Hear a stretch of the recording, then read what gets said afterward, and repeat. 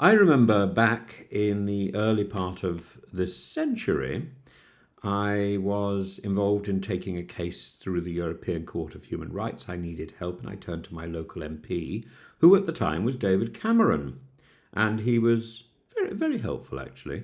This is before he became Prime Minister, when he was leader of the opposition.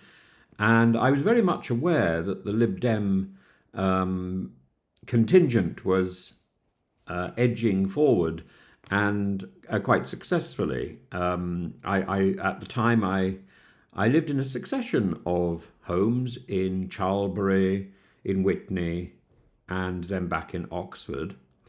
And it's rather satisfying to see the Lib Dems succeed in those areas. And it's a striking development in British politics, not Westminster, but in the counties and the wards, where the mood of the electorate is often clearer. And the Lib Dems have just won their first outright majority in Oxfordshire County Council. I remember the Lib Dem MP in Oxford, who was lovely, Dr. Evan Harris, and he was also extremely helpful. So I remember getting help from David Cameron and from Evan Harris as I was taking a case through the European Court of Human Rights, and both were Cameron particularly was very quick, and I'd had some papers stolen from me by the by Greek agents in Athens. They came to me. It was a very funny story. They came to me and they said, "Oh gosh, look at all these papers. You'd make such a good legal secretary." And I said, "Well, thank you very much." And they looked through them and said, "But they're all in Greek. Can you understand Greek?" And I said, "Well, I just about."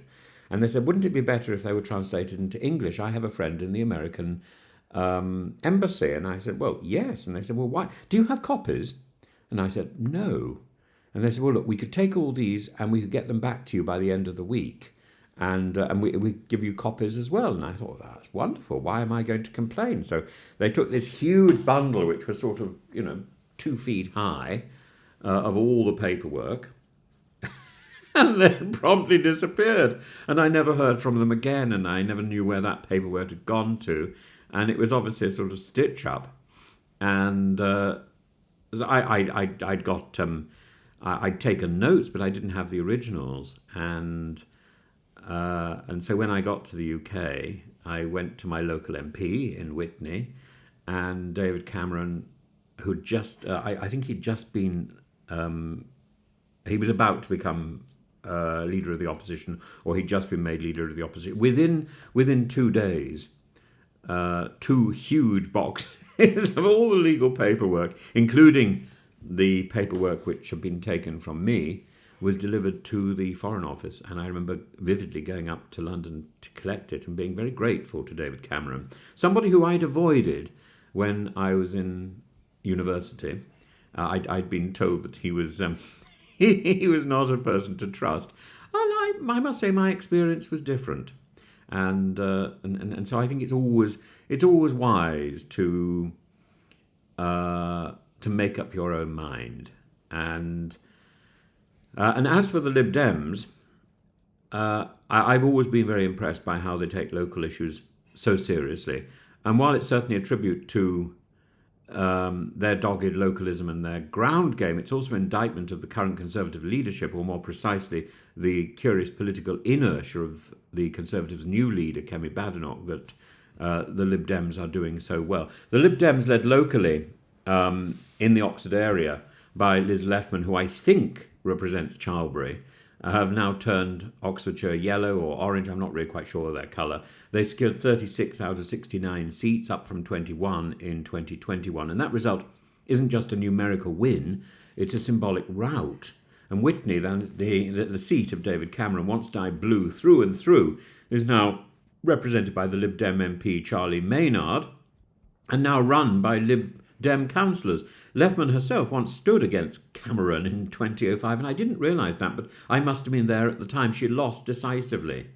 And now she presides over a majority council. Her victory is testament not just to time and tenacity, but to what she herself describes as potholes and drains, the kind of unglorious local issues that national parties tend to ignore. And what Oxfordshire voters wanted was air that's breathable, roads that don't destroy your suspension, buses that actually arrive, and school places that aren't rationed. And the Lib Dems offered that with a clear message: greener, fairer, healthier. Not abstract utopias, but livable local futures. And I think it's something that we can learn from. So how did this happen? There is undeniably a demographic shift at work. Young families are leaving cities like Oxford and London, priced out by housing costs, and landing in places like Witney, Didcot and Chargrove and Charlbury. And they bring with them liberal social values, green politics, and a deep aversion to culture war theatrics.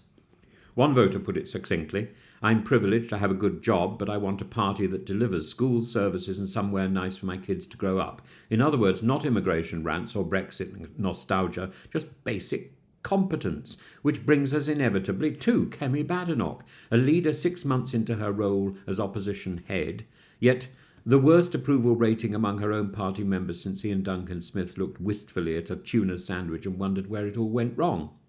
Her response to policy gaps were working on the plans. Her record on the ground invisible. Her press appearances jazz hands and jargon. One Spectator staffer summed her up as unbelievably crap. Another likened her to a major league jazz hands merchant whose speeches are long on ambition and short on follow-through. And when Tory candidates are losing by 53 votes, as Eddie Reeves did, and attribute their demise to national disarray, reform votes splitting, and the lack of message discipline, one must ask, where is the Conservative leadership? Badenoch is fast becoming the Liz Truss of digital strategy, soundbite heavy, substance light, and allergic to potholes. Ed Davey may look like he's stepped off a village green cricket match, and indeed he often has, but behind the gentle demeanour and the inability to sort out the horizon mess is a clear strategy: hyper-local campaigning, message discipline, and a soft Remainer tone that appeals to moderate voters who feel politically homeless. Oxford and Cambridge councils are now dominated by Lib Dems. Cambridgeshire went from no overall control to a yellow-orange wave. These are not places traditionally allergic to Conservative politics, but they have become so. Why? Because the Tories have failed to offer anything except a confusing mix of deregulation, culture wars, and economic drift. Kemi Badenoch's strategy has left councillors rudderless, voters bored, and Reform UK ready to eat into their flanks. And the Lib Dems, meanwhile, are knocking on doors and mending drains. And as for the average British voter, that beats another talk radio rant about wokeness, doesn't it? Mending drains, knocking on doors, fixing buses. To paraphrase Bob Johnson, the 81-year-old former Lib Dem councillor in Oxfordshire, the Tories have aged and the young voters not forgiven them.